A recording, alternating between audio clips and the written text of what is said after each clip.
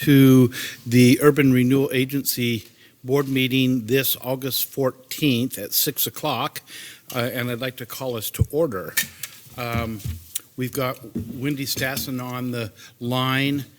We have an excused absence from Adam Garvin, who will be here for our council meeting at 7 o'clock. With that, I'll go ahead, and we have a consent agenda this evening where we're going to consider the minutes of the January 23rd, 2018 Urban Renewal Agency Board meeting, the March 27th, 2018 joint meeting of the Urban Renewal Agency Board and the Urban Renewal Agency Committee, and the June 12th, 2018 and June 26th, 2018 Urban Renewal Agency Board meeting. I'll ask if any of the board members would request any items taken off of our consent agenda. Not hearing or seeing any, we'll then go and I'll ask for a motion to accept the consent agenda. I so move. And a second? Second. It's been moved by Kelly and seconded by Alan. All those in favor may signify by saying aye. Aye. Aye. Any opposed signify by saying nay.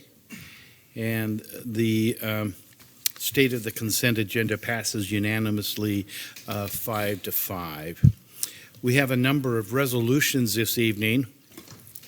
And so resolution number 2018-4, a resolution of the McMinnville Urban Renewal Board authorizing the McMinnville city manager or designee to enter into and manage a development agreement with Mac Market LLC for the rehabilitation of the Huber Shoe Grease building at 1145 Northeast Lafayette Avenue in the Northeast Gateway District for a new mixed-use marketplace. So with that, we'll call on our planning director, Heather Richards, to give us a presentation on that. Heather?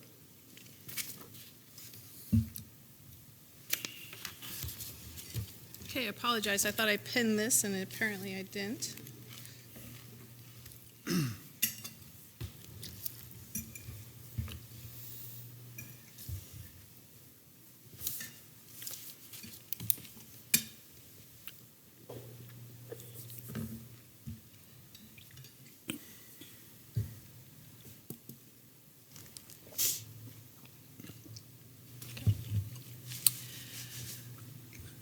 So tonight you have in front of you 3 different resolutions. They all pertain to one project that's in the Urban Renewal Plan, which is our Development Assistance Program.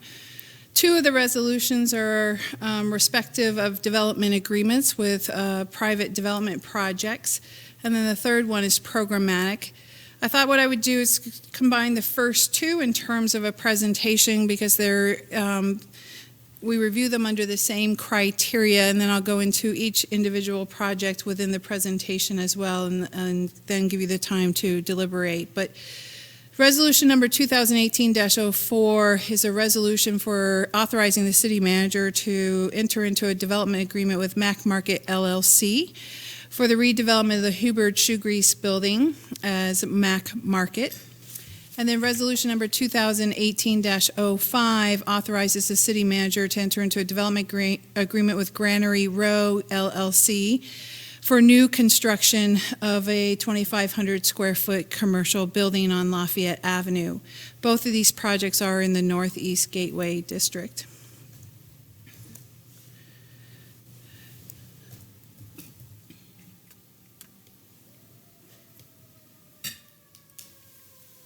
Okay, sorry, what you see up there is not what I see down here, so it's a little confusing. But the Development Assistance Program, it is an authorized project in the Urban Renewal Plan. There's $940,000 assigned to this project. That was current value dollars in 2013 when it was adopted. The description from the project is that this project will establish and manage a package of low-interest loan and or small grant programs for business and residents to improve their property's appearance and condition consistent with the goals and objectives of this plan. Currently, we have 3 programs operating under this project with the Small Facade Improvement Grant, was the first program put together for this project. It's a $2,500 matching grant program that's available throughout the Urban Renewal District. We then, in 2017, adopted two more programs under this project. One is a free design assistance program where we provide up to 10 hours of design assistance for projects. And then the other is a development loan where we will provide up to 20% of the hard construction costs to a maximum of $100,000 for qualifying projects. Tonight we're going to be looking primarily at the development loan. However, because the Hubbard Shoe Grease building is an existing building and has some facade improvements occurring on it as well, you will see that the package associated with that also has a small facade improvement grant recommendation for you. These were both of these recommendations are coming to you from the McMinnville Urban Renewal Advisory Committee. Per your resolution, you authorize them to listen to the projects, do the due diligence, and make a recommendation to you on what a development agreement would look like. Walt Gall, who is the chair of MURAC, is here tonight if you have any questions of him. And these were both approved at their last meeting here in August.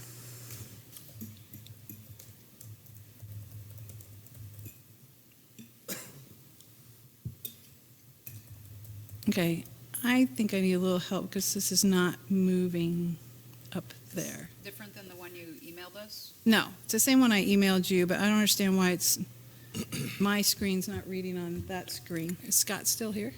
No, I think he left. Excellent. You want me to text him? No, there's just some sort of funky program running under the PowerPoint. Yes, so the one I emailed you. No, I am in that. And it won't read this.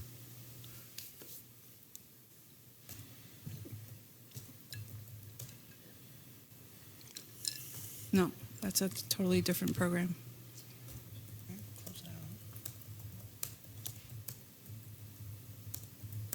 Why don't you text Scott and see if he can get it back over? Yeah.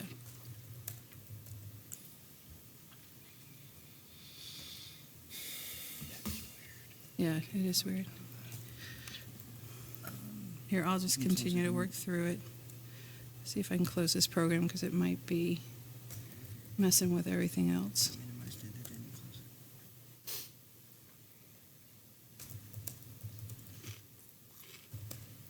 Okay, I apologize. It's just fairly difficult to read these when it's not reading up there.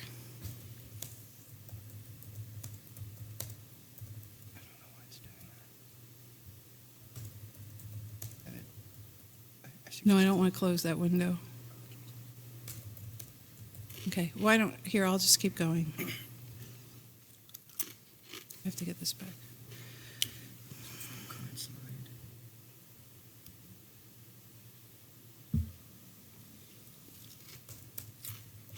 Okay, now let's see if we can go. All right, there we go. Thank you. Sorry about that.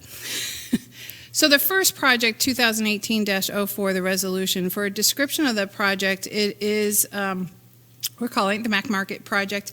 It's located at the corner of Alpine and 11th Way, so it's kind of bookends the grain station in terms of Alpine Avenue in the Northeast Gateway District. It's a mixed-use commercial rehab of a building that's been there and a landmark in the community, the Hubbard Shoe Grease building. It's the mixed-use commercial rehab project is going to contain a food market, food cart pod, a tap room bar, a brewery, event venue, bicycle rentals, and vacation rentals. So it's really sort of this fusion of all these different businesses to create vitality on Alpine Avenue, which is exactly what we're looking for in that district, and pedestrian connectivity as well. It's a very creative project. Diane and Todd, who are the two members of the LOC and the developers of this project, are here tonight if you have any questions for them. The budget is about $1.7 million. Our program says that we cannot fund into property acquisition, so we remove that and talk about a hard construction budget, which is approximately $1 million. And the applicant is Mac Market LLC for this. the site plan there, which you may or may not be able to see, shows that what's unique about this is we are looking for some activity on Alpine Avenue. That's part of our design intent for this district. They're approaching it in a very unique way. They're going to shift a part of the wall. So currently the building sits property line. It's right on the property line and sits right against Alpine Avenue.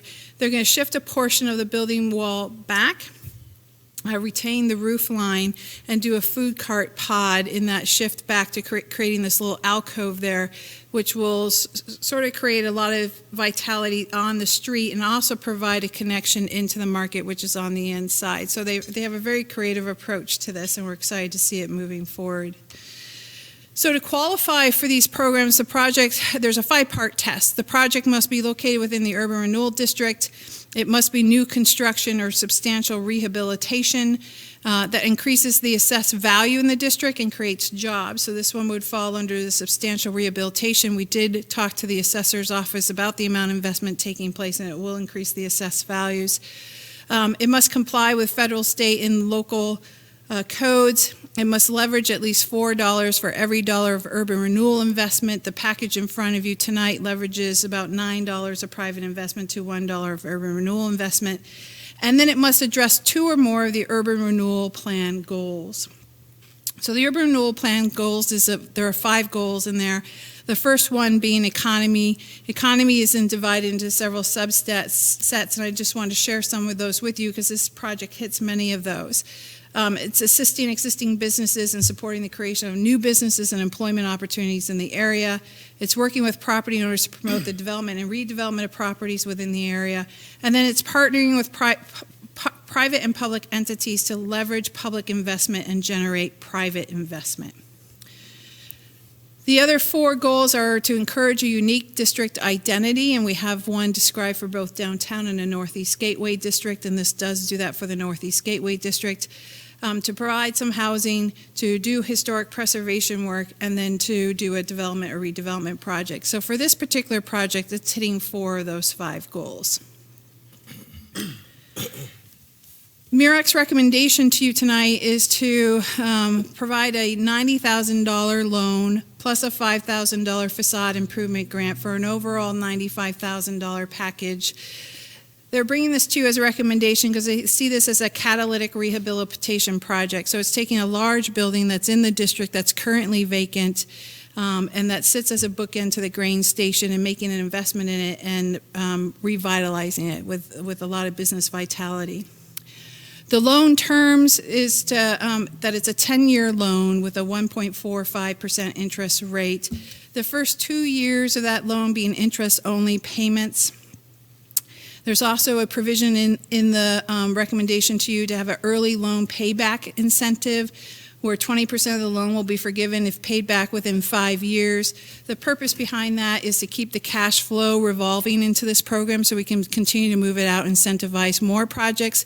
So essentially, once the project, the property is improved and the jobs are created, we've attained what we wanted to attain with the Urban Renewal District. So if we can keep the cash revolving in and out of these projects and get more of them done, that would be the overall goal. There's also a payback provision, which is that it would be paid in full if the building is sold within the loan period. We do expect the Urban Renewal Agency would take a subordinated position on this because it's bank financing an SBA loan, so we would also be requesting a personal guarantee for the loan as well. The $5,000 facade improvement grant would operate under our facade improvement grant program where we have a contract for that, and that also has a payback provision in it as well, where if the property is sold, that the facade improvement grant is paid back to the Urban Renewal Agency within that period. So MIRAC's bringing this recommendation to you for a couple of different reasons. They felt it was an important project, a catalytic project to move forward with, especially now that the Alpine Avenue Street Improvement Project has been completed. They wanted to ensure that the project's successful. Historic rehab is always a project of love and complexity. So oftentimes there are discoveries while you're going through the project. I'm sure Diana and Todd can tell you they've already come across some of those as we've had some discussions with them. And so the Urban Renewal Advisory Committee wanted to ensure that the first 2 years they weren't burdened with this with this loan payback. So the interest-only payment is something that they wanted to put forward for that. This has been discussed with Diana and Todd, and they're both supportive of that package. The second resolution in front of you is for Granary Row. Granary Row is a project on Lafayette between 10th and 11th, so just a little over a block down from the Mac Market project, and on Lafayette a block over. It's going to be a 2,500 square foot new commercial construction building on 2 lots. One of those lots being the lot where the house burnt down a couple of years ago. So the developer bought the 2 lots and cleaned up the lot where the burnt down structure was. He cleaned that up immediately and has been working on this project with staff for about the last 18 months maybe. He's looking at doing 4 micro restaurants in an open market space, including a tap room. Lafayette, his project will be fronting Lafayette. It will have a 0 property line setback, more or less. There will be a little plaza area between the exterior of the building and the Lafayette sidewalk to sort of create this pedestrian space and activity where he wants to put sidewalk tables to make it more attractive and sort of buffer the noise of Lafayette Avenue for the experience. The budget for this is $565,000. The hard construction cost is about $355,000, and the applicant for this is Granary Row LLC. The developer has a large lot. He's moving forward incrementally, so he'd like to do this as a first phase. We worked with him on several different components of a project, housing being one of them as well. He couldn't make the housing pencil out right now. He needs a little bit more land to make the multifamily piece work, so he's working on trying to get that additional aggregation of land next to these 2 lots. So he has a large parking lot established behind this facility. We don't require parking for this project in the Northeast Gateway District. We give a grace for the first 3,000 square feet of commercial square footage. However, there are parking needs in this area. So this is a great opportunity to bring some parking supply into the area. He's also going to be investing in the parking lot with electrical and water hookups so that there can be events held in there to participate with the Festival District concept on Alpine Avenue. So again, in terms of qualifying qualifying criteria for this project, it meets all of those. The leverage in this one is 4 private dollars to 1 urban renewal dollar. And in terms of the goals that it addresses, it is addressing 3 of the goals: economy, encouraging a unique district identity, and development and redevelopment. MURAC's recommendation to you is a $71,000 loan, so this is 20% of the construction cost. The reason they're coming in with that recommendation is that this is new construction, so it creates new tax base. And then it's also a project that the developer is going to be self-financing, so it puts us in a first position in terms of risk on the property. We can collateralize the property against the loan. The loan terms for this is very similar to the one for Mac Market, a 10-year payback, 1.45%, the early loan payback incentive, and the payback provision that if it's sold, it needs to be paid back in full. We would recommend that we write into the development agreement that a personal guarantee is required if the loan gets into a subordinated position. In terms of funding availability, what's in your staff report, it was based on our adopted budget. Marcia and I sat down and looked at what the actuals are. We have about $265,000 in current resources available for this program. We've obligated about $30,000 of those already. We have $20,000 as a payment to the Atticus Hotel, and then we have $10,000 of contracted facade improvement grants out right now that should be coming in fairly shortly for reimbursement, and that equates to 4 different projects. This request for both of these 2 projects would be $166,000, so that would leave a remainder of $69,000 in this year's fiscal budget for this.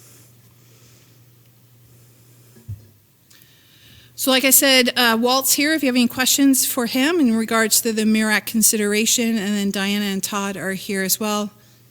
I'm not sure. Yep. I don't see, I invited Shay to come, but he wasn't sure if he was going to be make it. He's the developer for the Granary Road project. Heather, one question that I might have, that if I remember correctly, we also have money put aside from a contingency standpoint. If further projects come up, we would have more availability than that 69,000. Is that correct? More or less. We're chasing all the dollars. This is a conservative estimate, but this is where Marcia and I feel the most comfortable coming to you tonight in terms of the dollars. Okay. We do feel it's conservative, though. Okay. Well, just a couple of things before we have our discussion. Wendy's on the phone, and she's the vice chair of the Urban Renewal Agency, and she was at the meeting that this discussion was had. I'm on the agency committee ex officially, and again, Walt is here, so if you have any questions that he might have and get some insights from the committee, and then we have Diane and Todd here also.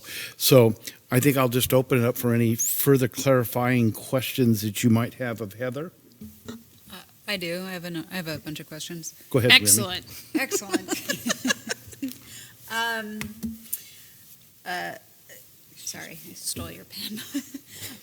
Are these properties in the C3 or in the M2 zone? They're right. So, one is in the M2 zone, and I believe the other on Lafayette Avenue is in the C3 zone. However, those are somewhat irrelevant because we have a Northeast Gateway District overlay, which takes those and supersedes them with different zones within the Northeast Gateway District. They're both in Zone 2 of that. So, I'm sorry, I don't remember but what is that? So Zone 2 is the zone that's encouraging mixed-use commercial development. Okay. Scott, I have a clarifier that I'd like to have Heather talk about a little bit.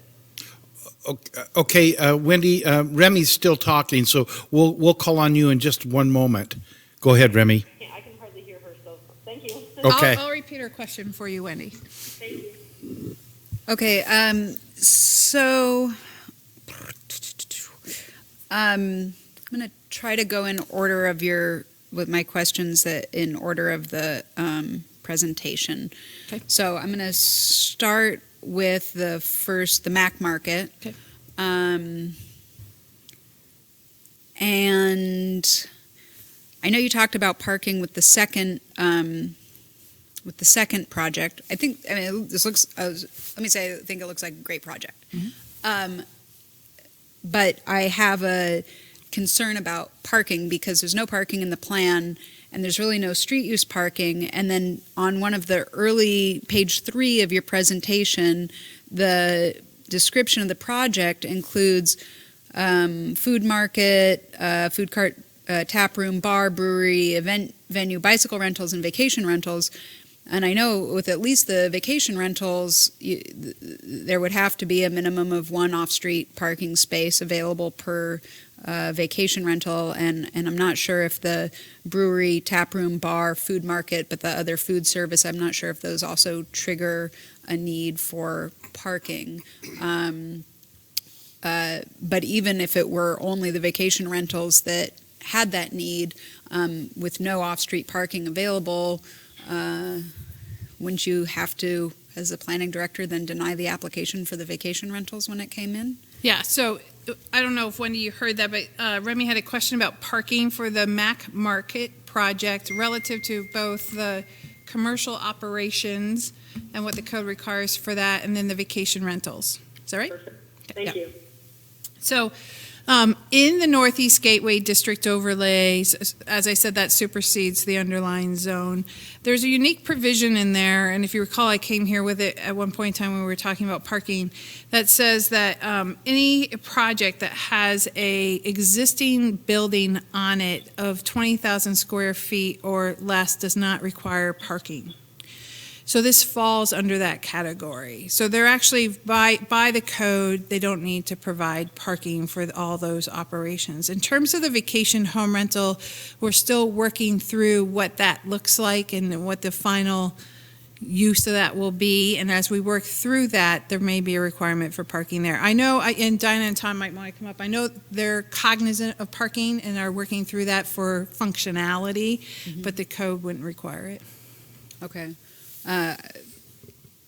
Again, I think it looks like a great project, but the parking would be a huge concern, not just now. I mean, it's great to look into ideas, but just employees for these businesses would take up all the available parking, just doing any one part of this. Yeah, and actually, we're trying to match them up with the developer of the other project who has the large parking lot. So.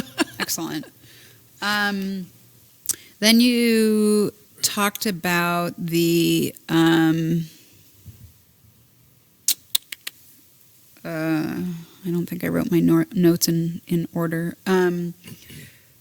You at one point talked about the assessed value of the property, that it would go up, that the assessed value of the property would go up, and I'm wondering then would that difference then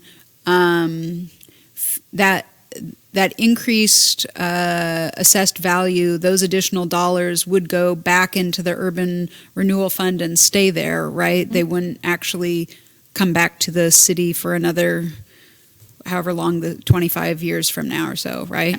So whatever increment that the assessed value goes up and it generates new property taxes, that would stay within the urban renewal agency until the plan sunsets. Okay, and that is like it was a 30-year or so plan, right? So it's about 25 years from now? Yeah. Is that correct? Okay. You also mentioned that there would be a personal guarantee on this loan, but who would that personal guarantee be from? So we're still working through that piece of it. The development agreement talks about continued underwriting, and then also we typically don't disclose. It would be a member of the LLC that would provide the personal guarantee.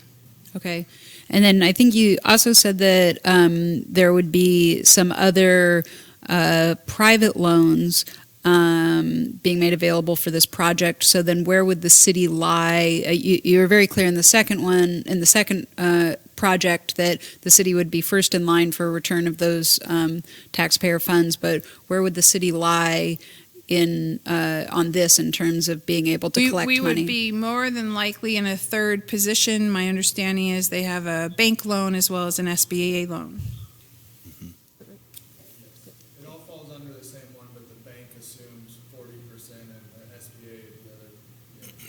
But they'll line up in their subordinated positions and ask us to sign something to be in third. Okay.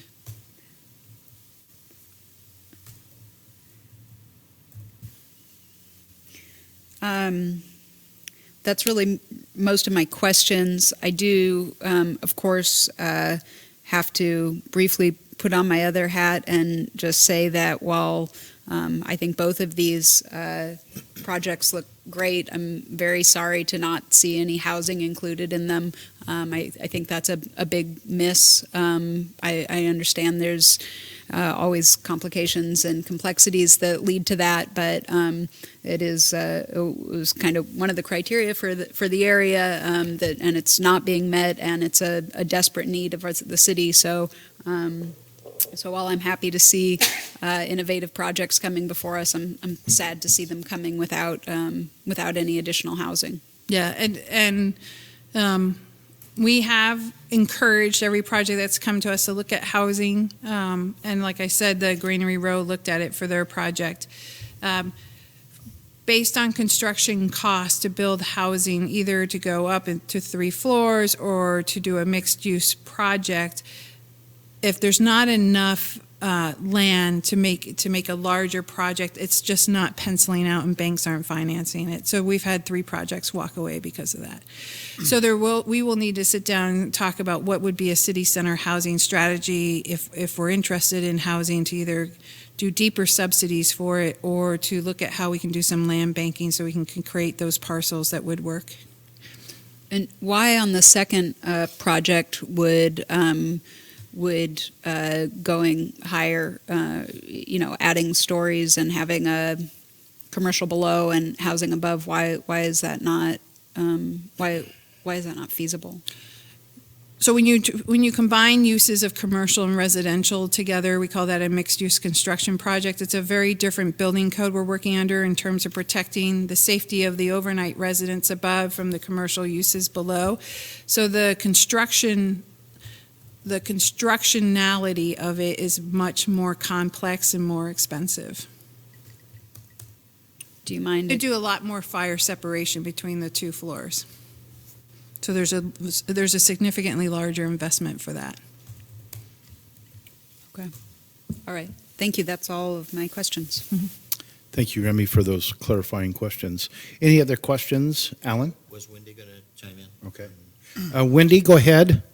Great. Heather, could you just talk a little bit about that, the $232,000 contingency, and explain what that is for and how, if we did have other opportunities, how that would be utilized, what that was earmarked for, the contingency fund? So not to get too complex with it, but the contingency, so right now in the budget, we have a budgeted line item for $120,000 for the Development Assistance Program. And this clearly goes over that. But then we have a contingency line item in the adopted budget as well as $232,000. When part of that $232,000 has some obligations in terms of being bonded debt and what we can pay for with it. We can pay for public capital improvement projects. So when Marcia and I got together and really started diving into the numbers, that's when we came up with this conservative estimation that we have 265 in total right now available for the Development Assistance Program. We will continue to crunch them and look at actuals that are coming in. We still haven't finished out last year's fiscal year with our invoicing and everything, but we feel that this is a conservative approach. Okay. And I would guess that, from our initial budget on that, with the Atticus coming on board much earlier than we'd anticipated a project of that size, as those tax dollars start to roll in, that will give us another source of revenue, correct? Or an additional piece of tax revenue coming to the plan. We tried to forecast that project coming into the tax increment, the property tax collections, but it's an unknown at this point in time because it'll be the first year. So yeah, there could be, we could have a very different reconciliation of greater value when come November, December, when those are collected. When MIRAC was discussing this, we did talk about, because it is going over the amount of the $120,000 that's currently budgeted in the fiscal year, and there's some obligations on that already. We did talk at MIRAC about the contingency fund and what it would mean to dip into that. The MIRAC members felt that these were 2 important projects that they wanted to be able to move forward with and encourage to happen and be successful. And the fact that they're coming in right now is indicative of, the effort that the city's put into the Northeast Gateway District with the Alpine Avenue project. Wendy, any other questions?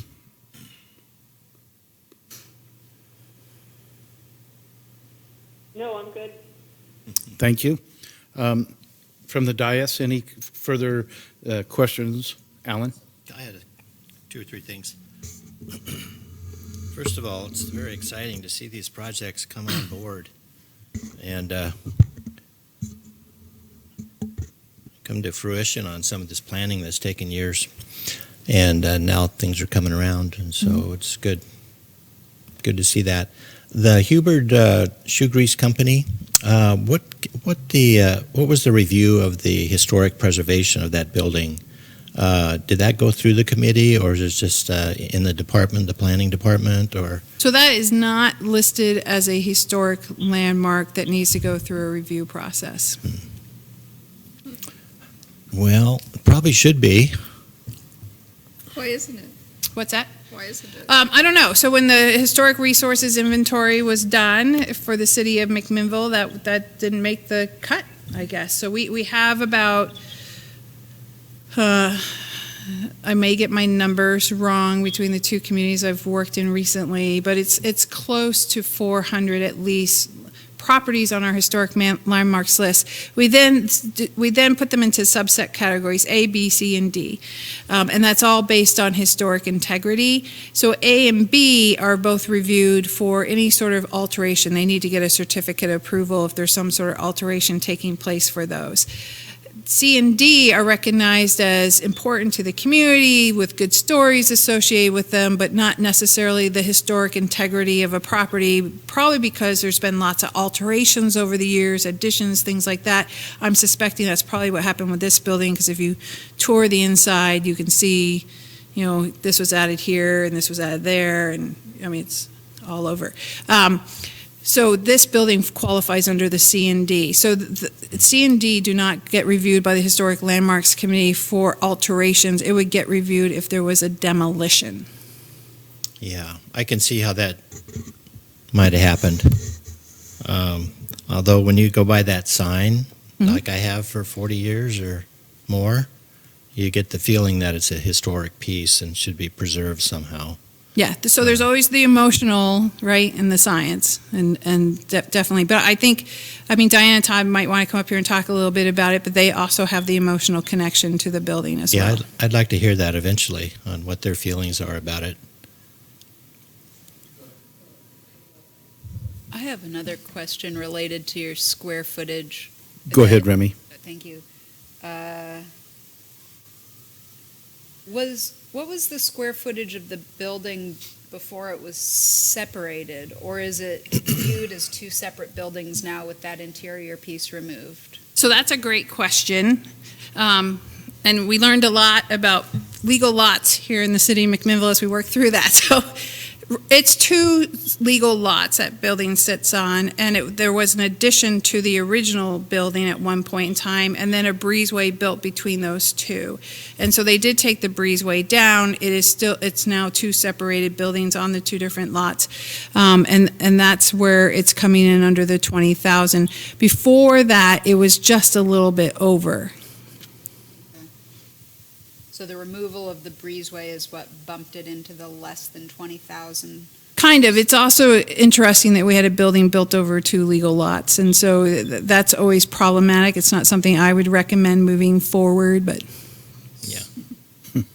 So then will that affect, was that also a point of conversation with the county and the taxation of those two lots? So what the county does in Yamhill County is they will aggregate lots into one tax lot, which could have 3, 4, or 5 legal lots sitting underneath it, and they do that for accounting purposes. So if one person owns all these contiguous lots, it gets billed as one tax lot, and they get one bill for it.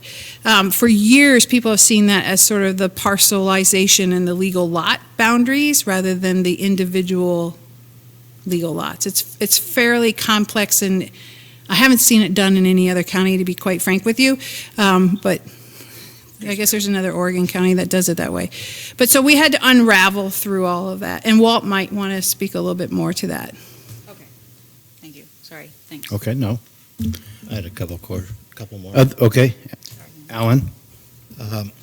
I share Remy's concern for parking. I know in Portland they put buildings up sometime and have no requirements for parking as long as it's down in a certain section of Portland. And I think that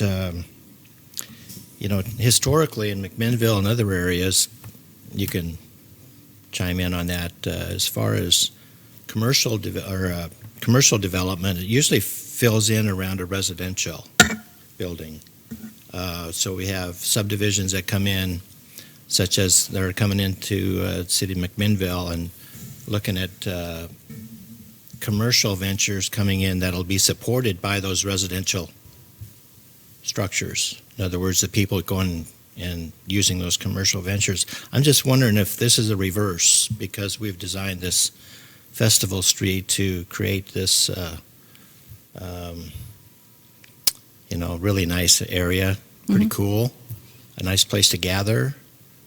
Just wondering, are there any projects residentially that are on the horizon that we know of? I know a couple of them have come forward and not feasible.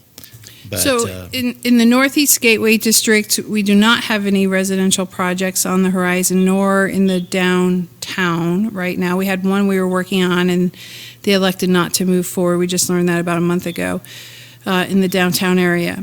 I guess what I would say to you is McMinnville's downtown area has a no parking requirement as well. And it's not unusual in a city center to encourage full lot build out for the vitality and to look at parking as a public parking program rather than an individual commercial development program, because then you're in a pretty land consumptive state of trying to provide parking for the development in a very compact space.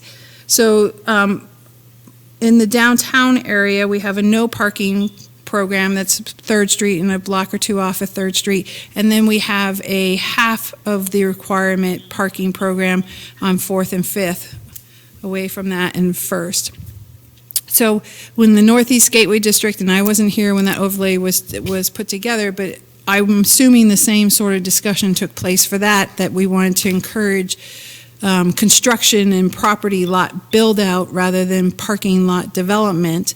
Right. And so we put those parking provisions together. yeah, I'm just wondering, I would love to see residential construction down there. Multifamily, more than one level, 2, 3 levels, whatever it takes. And that's going to take some parking for those folks unless there's different strategies involved. Yeah, we do require parking for multifamily development. That's one of the reasons why they haven't been able to pencil out, because they Maybe can't we get need to enough look at land that. to make it work. Maybe we need to look at that a little differently. Yeah.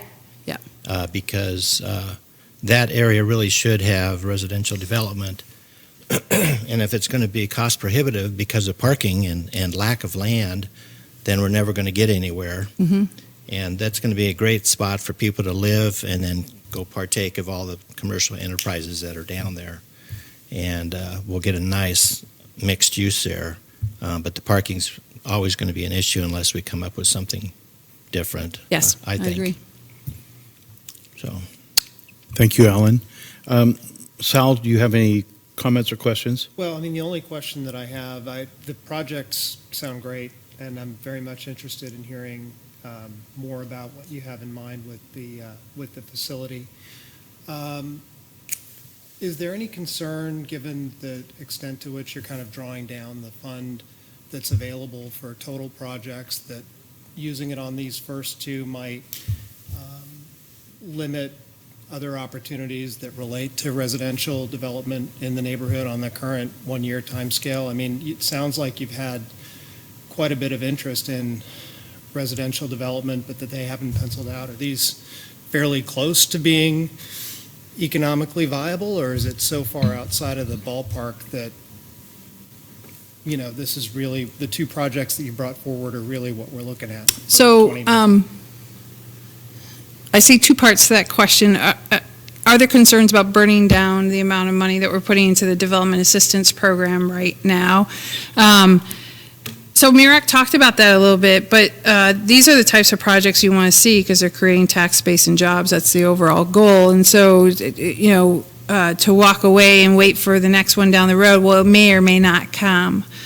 Jeff and I always have a lot of conversation about, we've both been in urban renewal for a long time, and these projects are typically far and few between in a community of this size, and uniquely here in McMinnville, it hasn't been, which is nice. Knock on wood. I would love to see 2 more projects where we have to figure out how do we take money from planning to do the 3rd Street streetscape to put into this project to make this happen.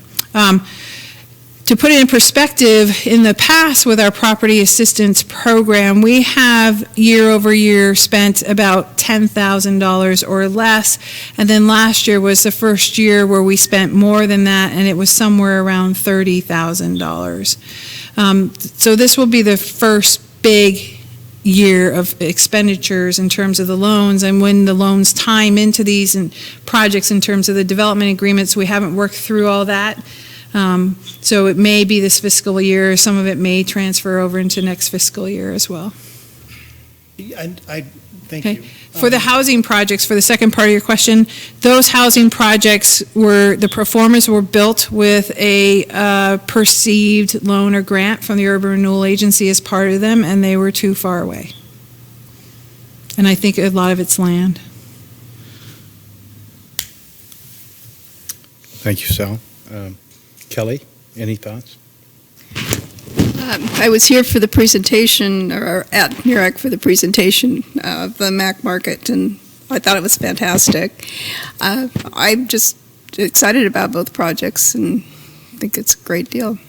I do, though, wish that we could do something about more housing. Mm-hmm. It obviously is a big concern, considering these people will have people that will need to work and live in McMinnville. Wendy, any final questions or comments? No, I would just like to reiterate, I feel like we're so fortunate to have the number of quality, large investors that are coming into the area. And I think both of these projects are going to add a lot to the area. So I'm really excited to see such interest so early on, and I think it's going to benefit us in the long run. So I think we are working out the details, and I'm excited to see them both move forward. Thank you, Wendy. Remy? Thank you. Would you agree that I've translated the information here correctly to say that the Zone 2 and the special allowances that are made within that, especially in terms of parking, and specifically as parking requirements are related to VRBOs versus how they're related to residential needs, that while perhaps inadvertently, this overlay is actually encouraging the housing units that are represented, the VRBO units that are represented in the MAC marketplace, that it's actually encouraging those to be used commercially as VRBOs instead of encouraging them to be made into permanent residential housing? No, I don't think so, and Diana and Todd might talk a little bit about that. Originally, they were looking at that as an apartment, and chose to move it into a vacation home rental, and their decision-making process for that I'm not aware of, so they can answer that better than I. They will need to provide parking for the residents regardless. It doesn't have to be on site. We do have provisions in our code for both residential and the commercial zones for the VRBOs and apartments to be able to provide that parking within a certain radius of the project. Okay, and that's existing in the code right now. That's not something that has to be written in. Okay.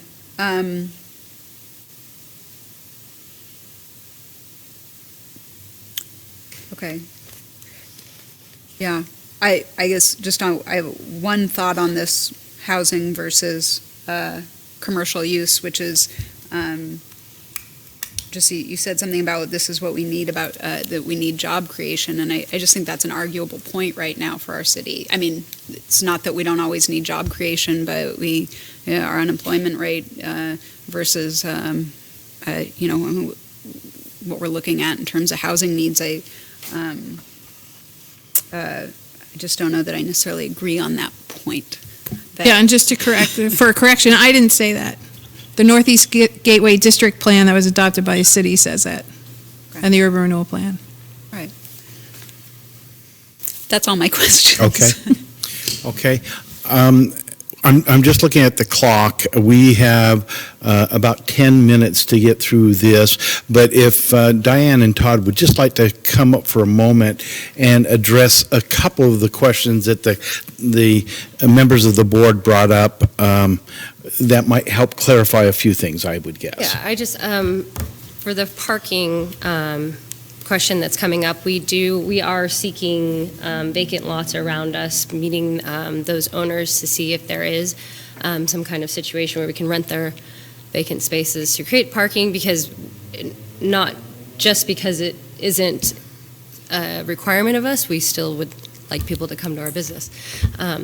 So, and then as far as the Airbnbs, I believe we know that we need a parking spot for each bed. So we have space for that with the newly restored alleyway, as well as 15 feet of the property that's adjacent to us that we'll use for those parking spots. As far as why we chose not to go long-term residential, is that was prohibited with our funding. The Small Business Association does not like to fund, or as far as we know, will not fund residential projects. And that SBA funding is the only way we can make this possible. And also living in the market, if we hold an event or something, it works good as a vacation rental, as like a bridal suite or something like Right. that, versus someone who's there every day with live music and stuff like that. I don't know if you want to live around that, 24/7. We do have the other building that we have only conceptualized concepts for, and we know that there's a big housing need here. We've lived in that crisis for the 6 months it took us to find something. So that is a possibility for the other side. Again, we would need the funding And that's probably a couple years away opportunity. from us. And then as far as preservation, Alan, that sign will not go away. That will always be there, and we are making every effort. I'm sure most of you know Cellar Ridge. We're working to salvage everything that we can and reuse it, and keep the, for lack of a better word, the vibe of that building alive. But yeah, I just want to say that we are, the reason we're developing this is because I read the Northeast Gateway plan and was truly inspired, and we're very much behind the vision behind it. And the multi-uses came together from basically crowdsourcing local businesses and community members and asking what they wanted, and put it together. And here we are. Well, the one thing that I can share already is that Diane and Todd have really immersed themselves in the community. They've made themselves available on their property for greeters with the chamber, and I just see a partnership developing that I think even MURAC felt that as we deliberated, and we talked at length about this project. So again, thank you just for your citizenship and your desire to work hand in hand as we go through this project, because as Heather indicated, you're the anchor at the end of Alpine that's going to help bring us all together. And I know at MURAC we're elated to have these kinds of projects happening as quickly, as early in the process as they are. They don't come that often, and funding and all those things that are coming together for this is exciting. So, okay. Any other questions for Diane or Todd? Thank you, too. Thank you. Well, any more discussion among board members? Okay, then where we're at right this, I'll ask for a motion to approve resolution number 2018-4. So moved. Second. Okay, it has been, the motion has been brought by Remy and seconded by Alan. Those in favor may signify by saying aye. Aye. Those opposed signify by saying nay. And this resolution, 2018-4, passes unanimously 6-6. Now, this takes us to resolution 2018-5, which is a resolution of the McMinnville Urban Renewal Board authorizing the city of McMinnville city manager or designee to enter into and manage a development agreement with Granary Row LLC for the construction of a new commercial building at 1039 Northeast Lafayette Avenue. We'll call on Heather again, but she brought those two together in her discussions, and so I think at this point, do you have anything to add, Heather? No. Okay, so I will open this up for a discussion and questions that anyone would have on this particular one. Any?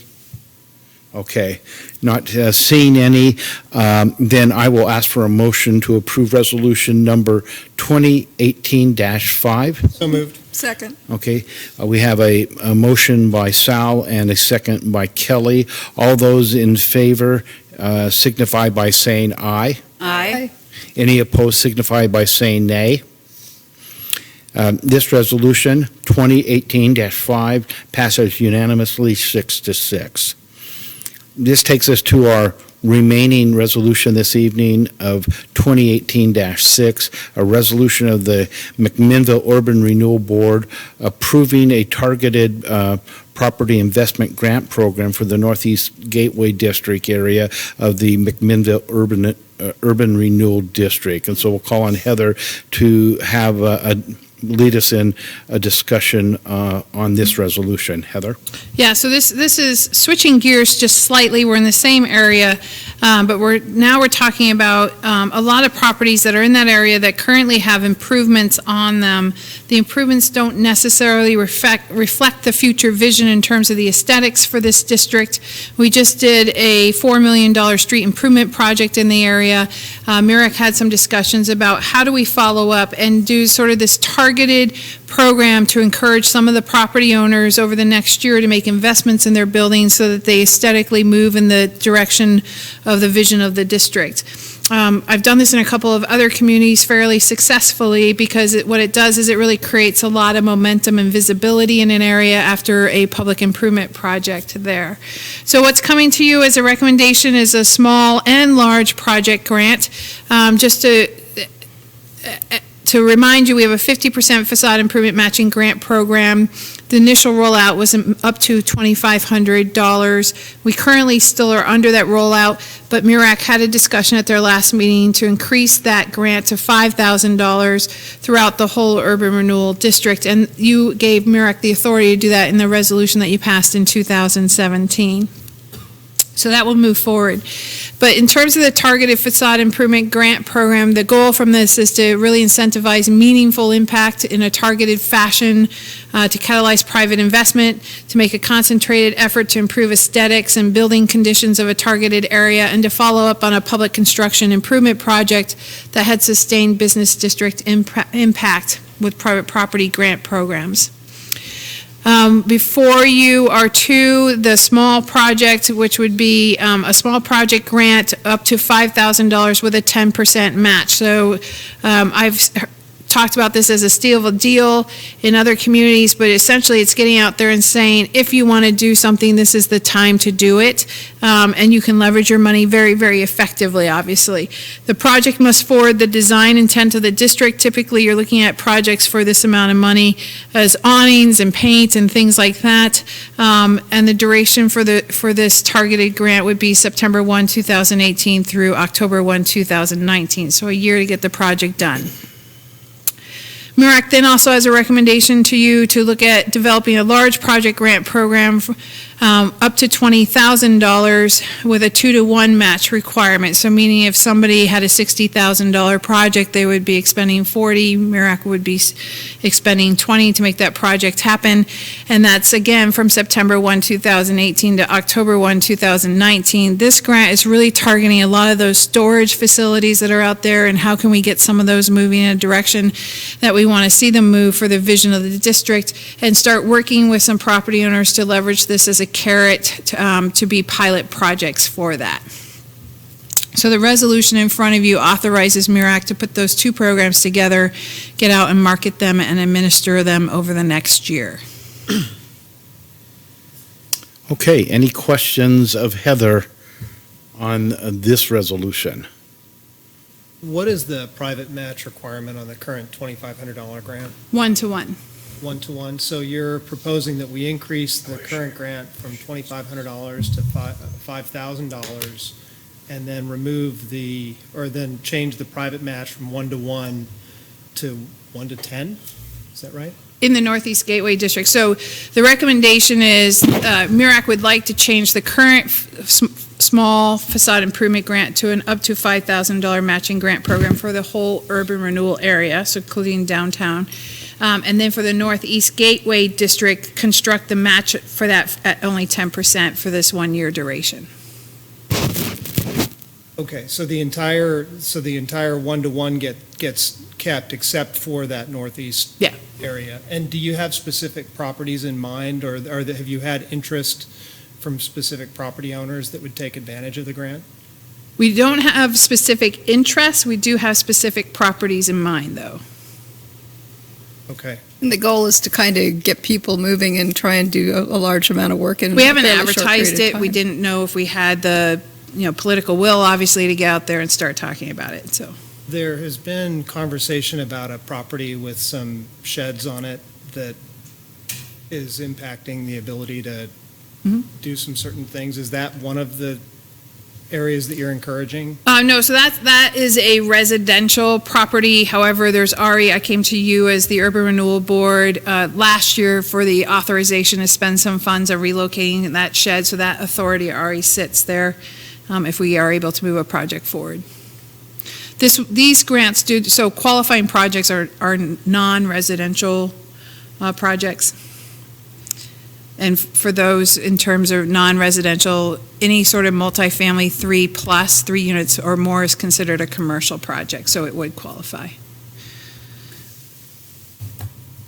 I had you, Sal. just one quick one. Go ahead, Maybe it's an obvious answer, but on the grants, what's the terms on the payback, or there's no payback on So the the grants are grants. However, we do have a clause in the program that's underway right now, and the recommendation is that it continues to move forward, that the grant gets paid back if the property sells within 5 years.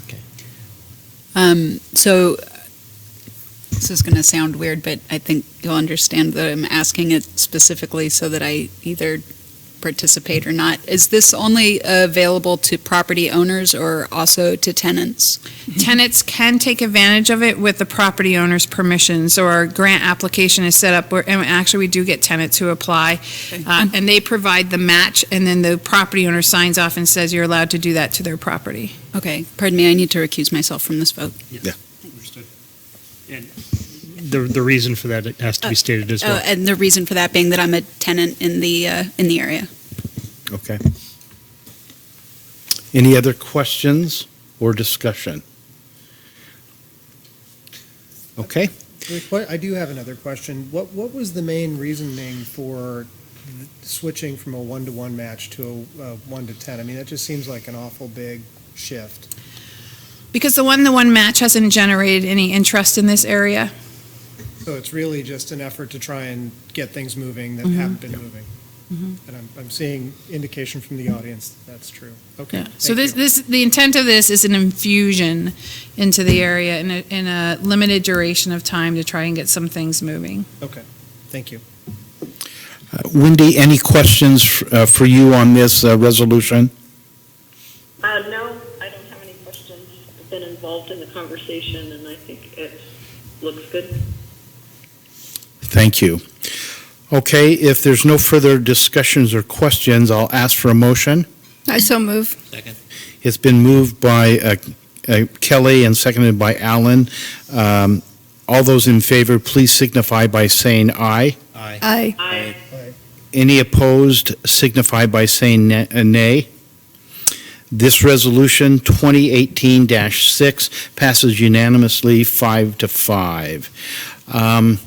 This takes care of all of our business for the Urban Renewal Board, and so I will adjourn our meeting. Thank you.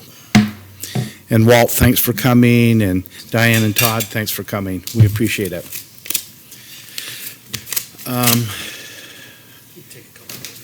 We'll start our regularly scheduled council meeting at 5 after, or 10 after, it's 5 after right now by our clocks. I know those are off a little bit. So 5 minutes and we'll start back up.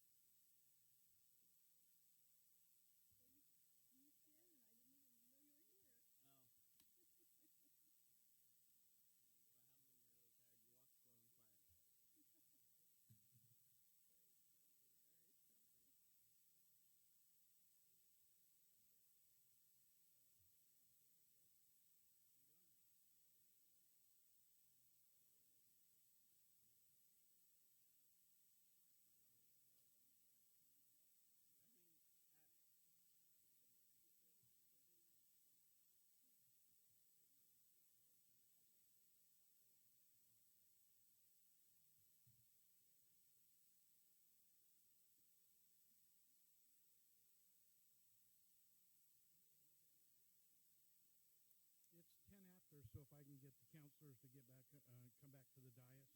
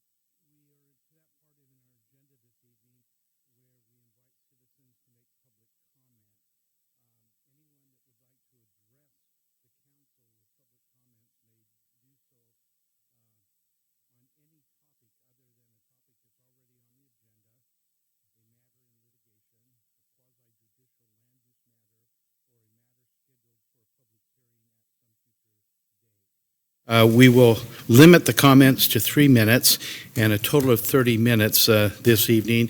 We do have a sign-up sheet in the back that would, for your name and subject matter. Is there anyone that would like to make public comment this evening? I'll call one more time. Anyone like to make public comment? Hearing none, we will move forward. This evening, we have our consent agenda, and we have 4 items on that consent agenda, all dealing with OLCC permits. The first is to consider an OLCC off-premise sales license request from the McMinnville Grocery Outlet located at 568 North Highway 99. The second is a consideration of an OLC limited off-premise sales license requested by the Gallery at 10 Oaks LLC at 801 Southwest Baker Street. The next would be consideration of an OLCC winery license requested by Bolanza Vineyards located at 2803 North Orchard Avenue. And the fourth is a OLCC winery license submitted from Stone Wolf Vineyards LLC located at 2155 Northeast Lafayette Avenue. This last one was just added today. Okay. So would any counselor like to have anything taken off of our consent agenda? No, but I Okay. have just one. Remy educated me on what off-premises means. Okay. Go ahead and give us Oh, she's eating. Instead of it's like beer bottles. okay. Take them out of the. Yeah, on premise, you can consume. Only on premise? Only on premise, off premise, you can. Take with you. Take with you. Okay. Thank you for those clarifications. Okay, anyone like to take anything off the consent agenda? Hearing none, I would ask for Counselor, okay, a motion, okay? Alan has Second. has a motion and Remy has seconded. All those in favor may signify by saying aye. Aye. Aye. Ask for those that in opposition, please signify by saying nay. Our consent agenda passes unanimously 6-6 this evening. We have this evening a resolution, Resolution 2018-43, a resolution approving task order number 1 to the personal service contract for the design of the Old Sheridan Road Improvement Project, project number 2017-6. And so we'll call on our Community Development Director, Mike Bissett, to present. Mike? Thank you, Mayor, members of the council. I'd refer you to the brief staff report that's in your packet by Engineering Services Manager Rich Spofford. As noted, this resolution amends the contract with Harper Hoff Peterson Regelis, Inc., who is designing the Old Sheridan Road Transportation Bond Improvements Project. This task order is for final design work, including construction documents, project permitting, property acquisition, and engineering services during construction. The total for this task order is $718,704. The costs are accounted for in the transportation fund budget. And attached to the packet are the proposed resolution, the contract task order with scope and fee, and a project information sheet. So unless there are any questions, I'd recommend the City Council adopt the resolution as presented. Thank you, Mike. Questions for Mike or discussion? Alan? A little bit of discussion on. Okay. This is a complex project, isn't it? Well, it's got to be to have $700,000 for soft costs, so to speak, before they even get to any of the construction purposes of it. Could you explain that a little bit more, Mike, on how we can expect such large numbers and what those?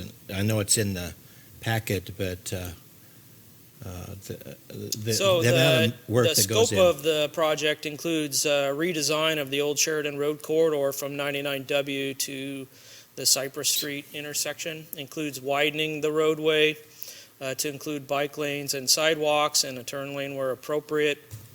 It also includes the replacement of that bridge that spans that branch of Cozine Creek. There are significant environmental permits involved with work in and around the creek, including floodplain permitting, wetlands permitting. There is also coordination with Yamhill County, since that section of roadway is their facility and the bridge is under their ownership. There is also impact to properties along the corridor, so we'll need temporary construction easements along the corridor, and the scope and fee includes professional services to prepare the deeds and legal descriptions for the easements, as well as acquiring those easements. There's a specific property acquisition process that needs to be followed, and the firm that's engaged, Epic Land Services, that's engaged to do that work is licensed to acquire property in Oregon. There's also a significant amount of geotechnical work involved with the bridge piles for the new bridge that'll be installed. So the sub-consulting work with Geotechnical Resources, Inc., GRI, is included in the packet. And there are traffic signal improvement costs associated with the project, as we'll be upgrading the signal at 99W and Old Sheridan Road. That'll involve work with ODOT and permitting with ODOT, and the replacement of signal facilities at all four of those corners at that intersection. And so the professional traffic engineering work is, by DKS and Associates is included in the scope of work as well. So you're absolutely correct. This was probably, with the exception of the Hill Road corridor, which was quite complex, this project had the most moving parts and was kind of held to be our last capital improvement project in the transportation bond package. It allows us to get out and get some of the early projects completed that were a little bit easier, got some success under our feet, and now this final project is quite complex, and the scope of work for design reflects that. Yeah, I was wondering, so ODOT's going to be partnering, so to speak, on that intersection for the signage. Are they They'll- sharing on any of this costs with the city? There are no anticipated cost sharing for the project from either ODOT or from Yamhill County. Since we are touching an ODOT facility and proposing to add a left turn lane with left turn phasing, because that congestion at that signal is pretty bad right now, we will need to go through ODOT's permitting process and their construction services process to make sure we're constructing the improvements to their standards. So are we on our own for construction also? The When we do the this entire signal, project cost is contained within the transportation bond package. Did ODOT participate with us at the intersection of Second out here? Did we receive any financial support from ODOT on the changes that we?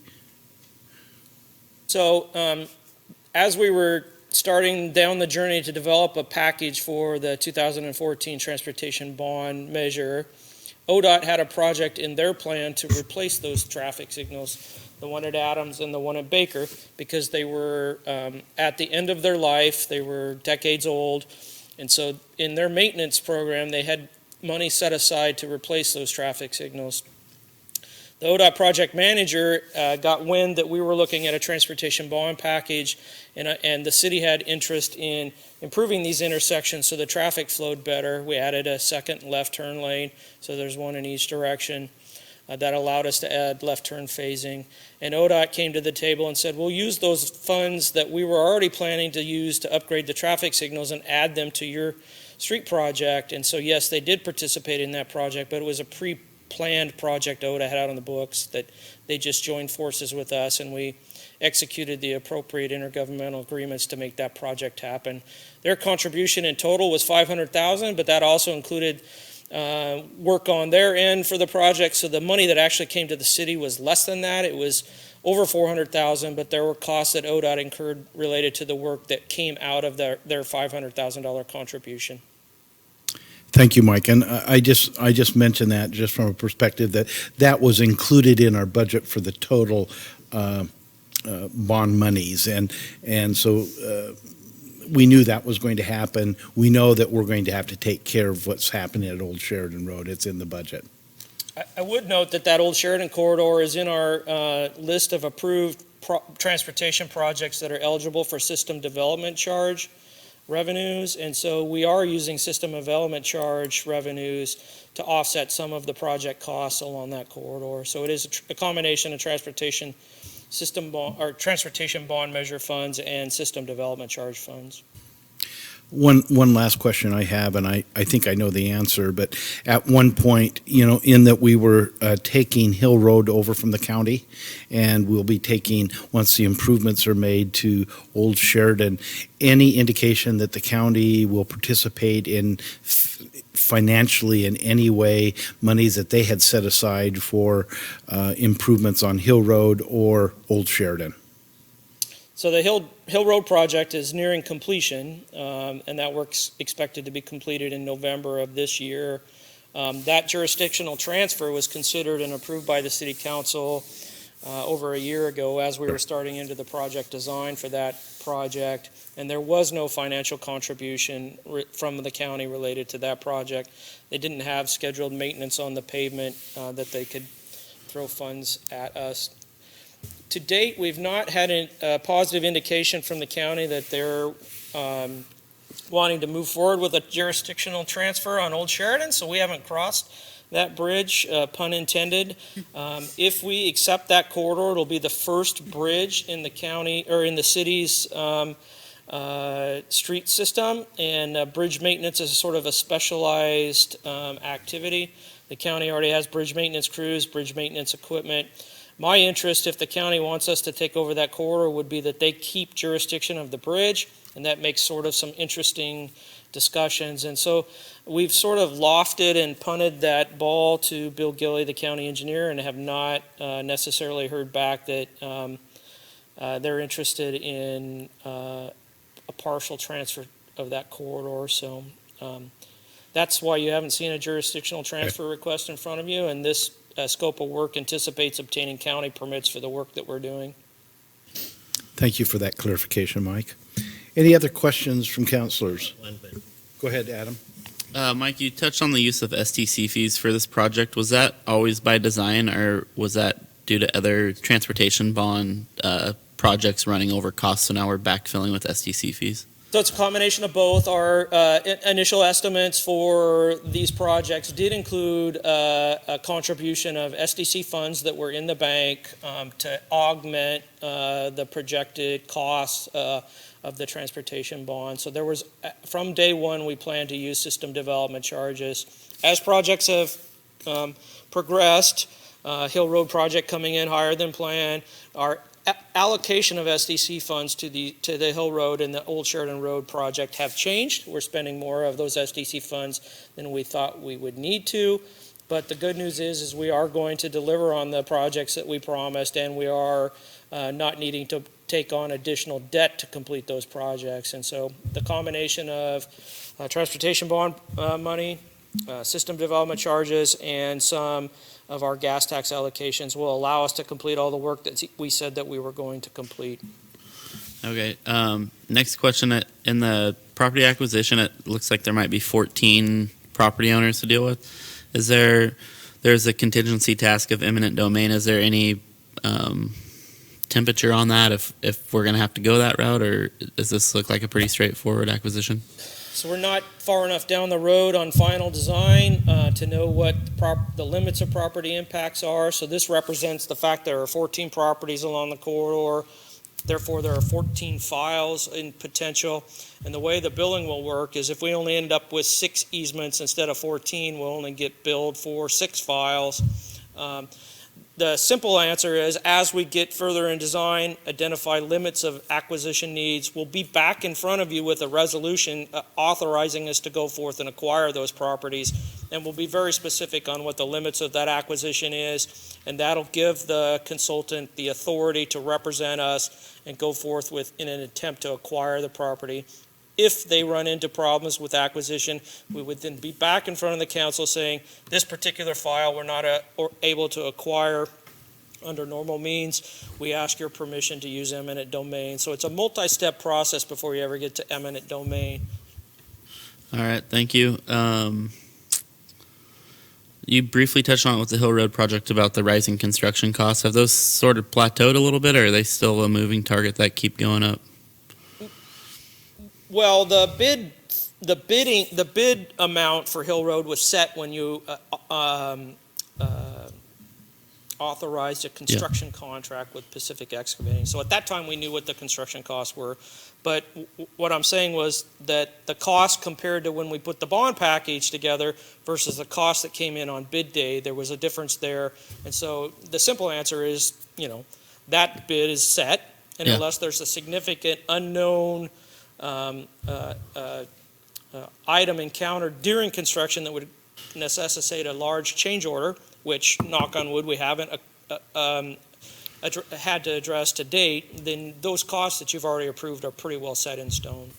And last question, in the packet, it looks like we're in design through the end of this year and then construction's next year. Is this going to be done at the end of next construction season, or? No, the way that this project, given the complexity, is anticipated that it'll likely continue into 2020. And so design to a bidding point next year. There's an in-stream work window associated with work near the stream. But again, we're not far enough in design to have, part of it depends on if we want to keep the corridor partially open during construction. That necessitates temporary bridges and higher costs, or if we're going to allow for a short duration, and short is yet to be defined, complete closure of the corridor to facilitate a bridge replacement and then reopening of the corridor. So those details haven't been worked out. That'll be sort of next step of design. And again, those details will be in front of the public, in front of you as policymakers, to provide guidance on, is it going to be acceptable to close the corridor for 6 months to accelerate a bridge construction? Or do we need to maintain the traffic through the corridor during construction? So, Thank you very much for all that information. yeah, absolutely. Thank you, Adam. Sal, did I see your, okay. Remy? I have two questions, and they're kind of similar to things Adam already brought up. So I'm sorry if it sounds redundant, but I think they're just a little bit different enough that they're worth repeating. So he asked about the temperature of the land acquisitions, the landowners in that area, and so I'm wondering. Has any, I know you said that you're not far enough along in design to know specifics yet, but has there been any outreach with people in the area so that as we do move forward, we don't run into a situation where when we're having, let's see, I forget, there's on the city's responsibilities from these guys, they said city's responsibilities to coordinate open houses, including locations, printer of flyer handouts, and refreshments, so that when we do coordinate, we get the cookies. yes, so that when we do, has anything been done as of yet so that those property owners aren't met with a lot of surprise that there could be a potential land acquisition in whatever form it came? Sort of yes and no. When the project first began, we provide notice to the entire corridor that we're embarking on this project to improve, and that's the project information sheet that's in your packet. And then as the surveying was done, notice gets provided to each individual property owner that will be on your property doing the surveying. Now we're to the point where we have a corridor, the background gathered, have an idea of what improvements need to be constructed. Now we'll start to put, how far into my front yard will this slope go? Start to have those things be able to put on paper as far as the next phase of design, and then that's when those individual discussions start happening with property owners. Simple answer is they all should be aware we're coming. We've been out and about, and we've been doing the preliminary work to get us to this point.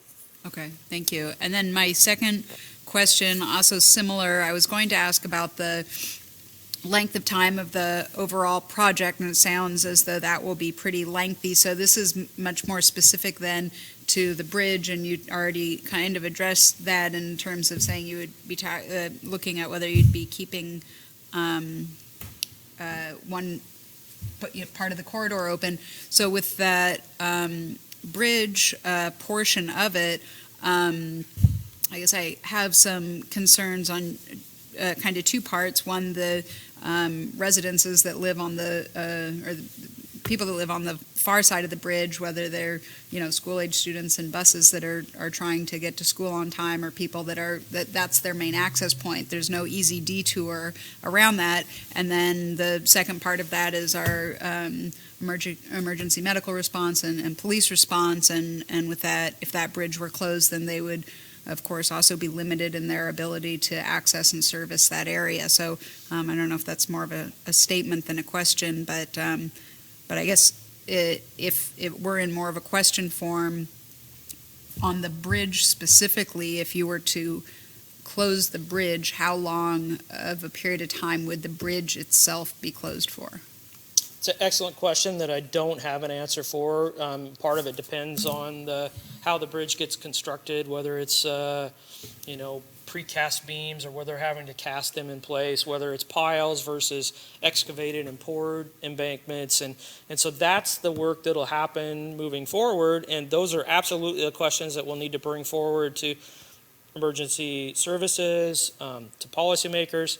Here's what it would take for us to build this corridor while maintaining traffic. Is it even feasible? And here's what the impact would be, both time, cost, emergency services, public impact, if we close the corridor for a period of time. And part of it will depend, if it remains a county corridor, how they're going to permit the work as well. So that will all be work that'll happen as we move forward, and we expect that there'll be a lot of dialogue between you all, the public, and our stakeholders as we make those decisions.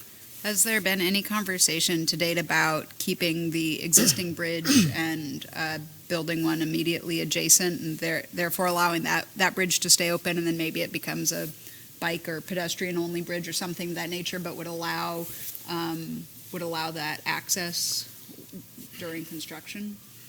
The difficulty with that proposal, which is a very similar approach that the state will take when they replace the 3-mile lane bridge, they're going to build a detour bridge, move traffic over, tear the old bridge down, build a new bridge, move traffic back, and tear the detour bridge down. Our problem with the old Sheridan Road corridor is it's a very narrow, constrained corridor, and being able to make connections on both sides of the bridge while minimizing impacts to wetlands and to floodplain and private property make it quite difficult to put a side-by-side structure. But again, there may be a pathway forward that you can do let's say a one-way bridge with signals at both ends, but that's going to drive construction costs, and we'll have to compare that to what is the impact if we close this down, use an accelerated construction process to get the bridge removed and replaced. You're at a full closure. But those are sorts of the details that we'll work out and bring options forward, and I'll be able to articulate to you, this is what the construction cost impact is, this is what the schedule impact is, this is what the impact to stakeholders is, and then that'll allow us to make an informed decision on how we want to move forward with construction. Okay, thank you. And I have one more question, but I'm going to just save it and ask you later because it's not really specific to this, but it's specific to the one-lane bridge that you just brought up. So, And going back to Remy's question, I think the alternative we have is that Fellows is a arterial, and it has a bridge, and it's only not even a quarter of a mile away. And so traffic right now going down Goucher to Fellows is increasing. So you see a lot of different ways of going. So it doesn't completely cut us off. If you go down Goucher, you can be then back to, you can be out into that area with fire, police, and the whole 9 yards. But I live right on that. I think the whole discussion points to how astute Councilor Rudin was when he asked his first question about how complex this project is and why the costs are high, though. Yeah. Yeah, this sounds more like the bypass discussions we've had with the state. Go ahead, David. Just because there were several questions about property acquisition and eminent domain, it's my recollection that the Fifth Street project, the Second Street project, the Hill Road project all involved property acquisition, temporary easement acquisition to some extent.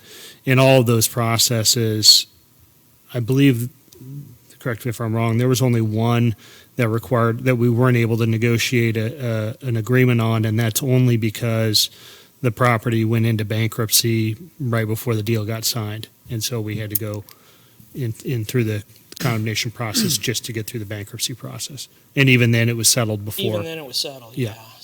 so. So we've had success in cooperative acquisition of all of the right-of-way that we've needed. And I think that's a testament to the work that's done by Mike's crew in working those projects and making sure that the property owners are aware of what's happening.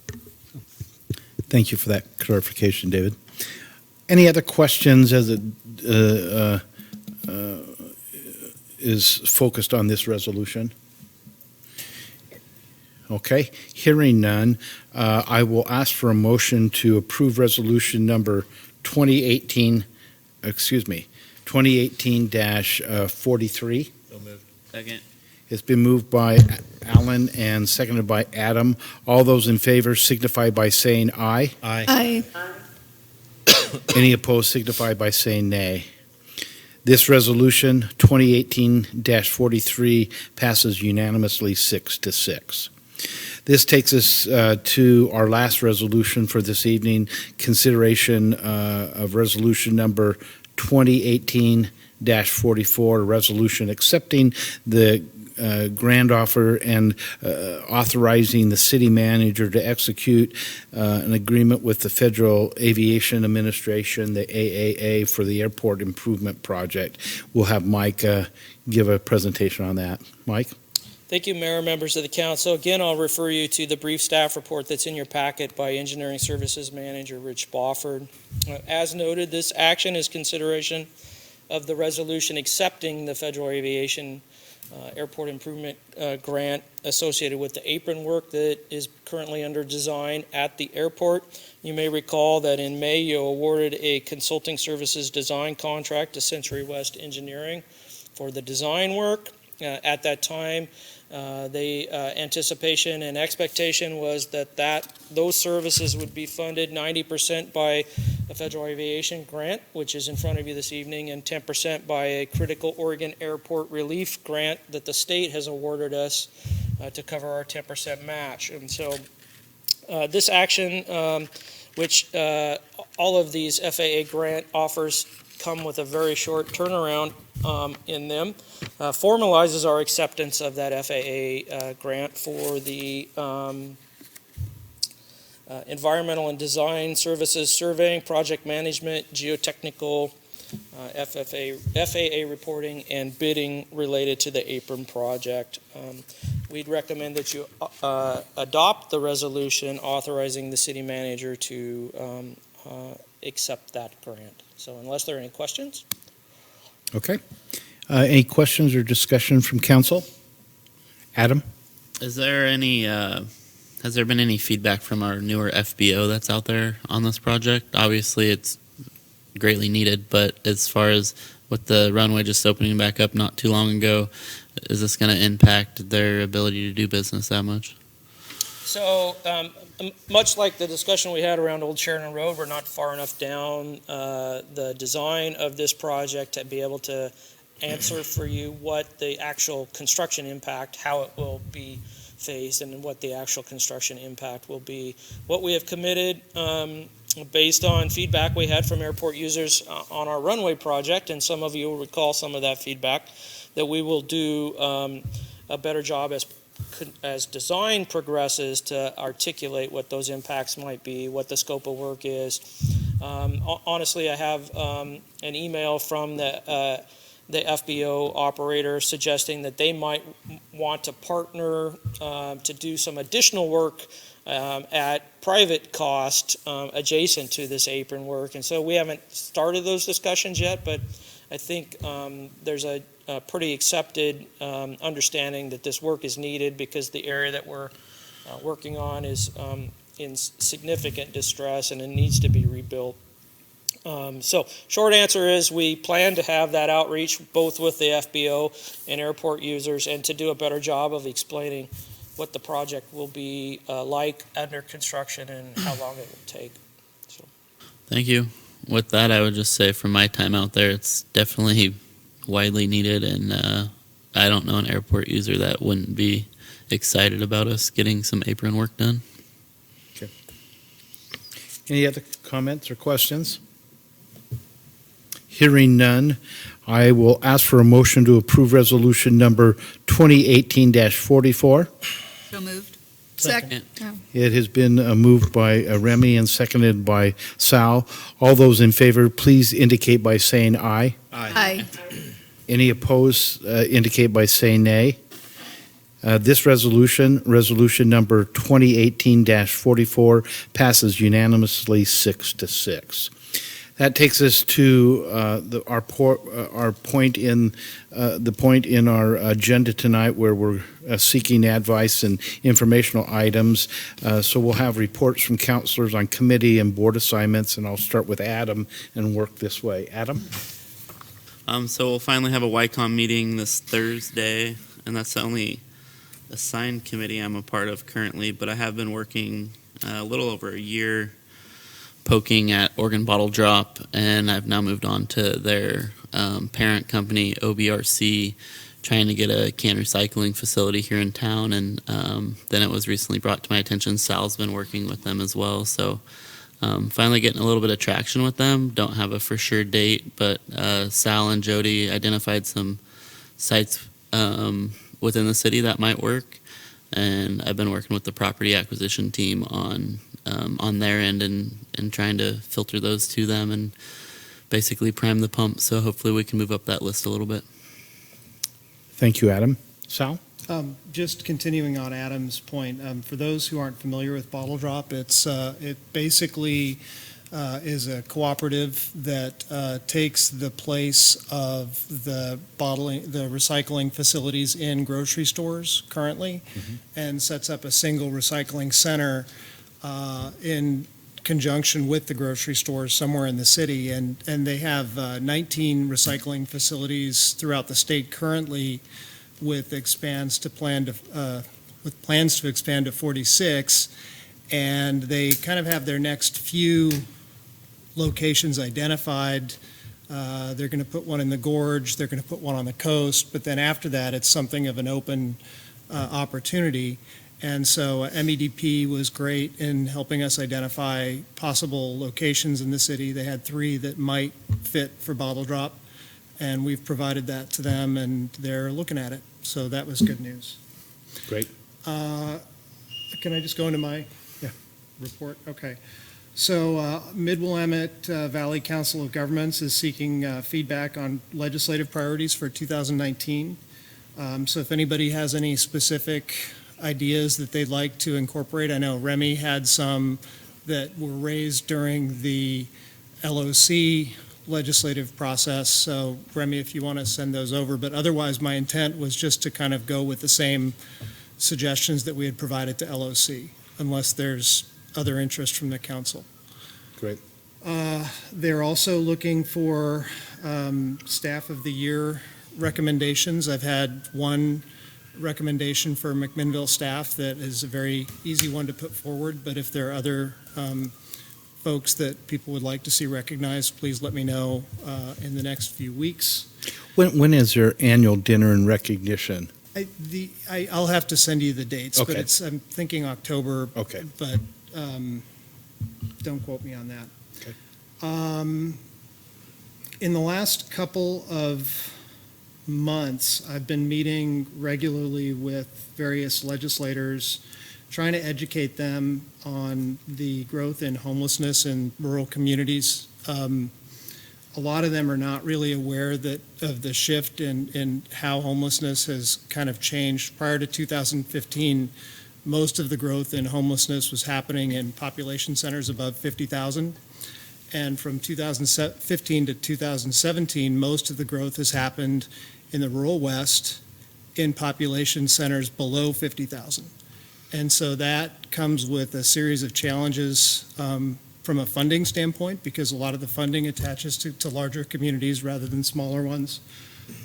So I've been having specific conversations with them about increasing funding for permanent supportive housing that I'd like to bring to your task force, Remy, the Affordable Housing and Homelessness Task Force. And then also the federal government has released its 4-year strategic plan on addressing homelessness that I think also I'd like to bring to your group, because it'll sort of help us align what we're going to be doing in the next few years. And then off of the, not related to city business, but I'd like to invite members of the council and the community at large to a free movie night this Friday at the Granary District. The movie this week is going to be Coco, and next week the movie will be Cars on Friday. Adam Garvin of Extreme Auto Spa is one of the sponsors, so I think it's going to be a great event and a good opportunity to take advantage of all the new development in the Granary. That's it. Thank you, Sal. Kelly? Well, unfortunately, Visit McMinnville is not meeting this month, so our fearless leader is having surgery. But I will probably get some information, and I will make sure if Kittry doesn't send it out to the council, I will send it out. The Parkway Committee meeting is on Thursday, and affordable housing, we met on Friday and discussed that we need to kind of reconstitute the committee. I'm sure Remy will have some comments on that. She and I are out there. She luckily has already gotten one solicited new member, and I have not done that yet, but I'm working on it. And I guess landscape review will be very interesting on Wednesday at noon at the police department. So that's all I've got. Thank you. Alan? Historic Landmarks Committee will meet next Wednesday week. When's the affordable housing? Not tomorrow, but a week from tomorrow. Yeah, so we meet the same day in the morning. So a week from Wednesday, there'll be should have a good active airport commission coming up on the September 3rd. We've had 2 cancellations or 1 cancellation due to lack of 2 agendas, business. And then the McMinnville Affordable Housing Task Force, I'll defer to Chairman Remy to brief us on that. Thank you. Okay. There's a McMinnville Affordable Housing Task Force meeting 1 week from tomorrow at 10 a.m. And as mentioned, we are still in need of more applicants. Because of a number of changes out with other organizations, we lost a number of our assigned members. So we did get 1 application in, and those are council-appointed positions. So as we get those applications in, we'll be making recommendations for those appointments, and we do hope to bring that committee as a whole back up to capacity right away. You'll also be seeing a recommendation that we take the designated position of staff member, a member of the planning department, which has always been a non-voting member, and will be recommending that becomes a position of community at large, which we don't currently have that representation on the McMinnville Affordable Housing Task Force. And then that will become a full voting member. So those will be some recommendations that we'll be getting to you as soon as possible. And if you know people that are interested in serving their community in this capacity, we have, I believe, 1 application and 4 vacant spots. Is that right, Kelly? Right. So, and they're specific to. Okay, we We need we have an application A builder, for, another builder. yeah, so we need somebody from the building community. I think we have, the at-large. The at-large applicant. And then which we can were be trying to anybody. get somebody from Thousand Friends or somebody who is affiliated in that area. What's that? So That's not a specific, No, it's the housing, so somebody that represents the building community, a community at large member, a nonprofit housing, or a nonprofit builder, and I think we've got somebody which there. we do have an application in on that. And one more, Neither one of us can think who it is, yeah, but I know who it is, or hopefully will be. so When does the new business, somebody from the business community. Okay. It must be that, yeah. When does the new director for the housing authority arrive? He's here, I believe he started on July 9th. Oh, so he's been here. Yeah. He's Right. been here, He's And- been here a getting his feet wet, and Okay. it's a lot to. But he's I don't know if you've had a chance to meet him, but he's fantastic. know. He's extremely intelligent. Comes with all of this amazing background and so much to offer the city, and while. yeah, Talked I'm him into excited joining the for committee. excited he's here. Great. Wendy, a report from you? You guys have heard all the updates from Urban Renewal in the meeting, so I don't have anything else to add. Thank you, Wendy. From my perspective, just a reminder that this Thursday night, the city and county dinner is slated to happen. Also, looking a number of months down the road, but LOC conference in Eugene this year, and information's been sent to each of you. If you would like to participate, you can participate for a day or for all 3 days of the conference, whatever your time will allow. That's a Thursday, Friday, and Saturday for the LOC.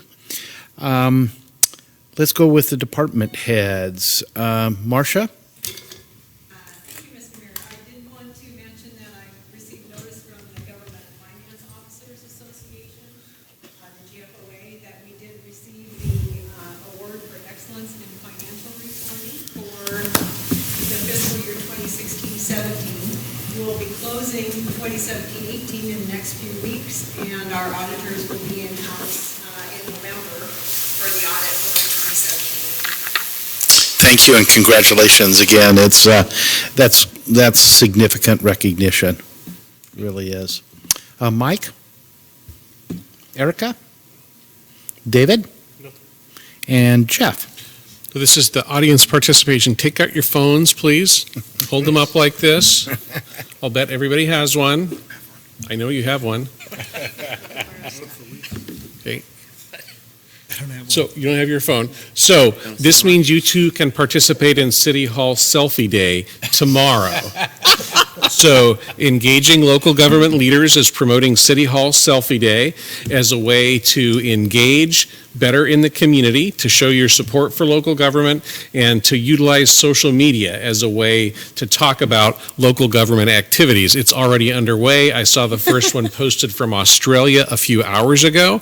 And so we are encouraging folks to come to City Hall tomorrow, take selfies, post them on whatever form of social media they choose, and the first X number of people will get a commemorative T-shirt.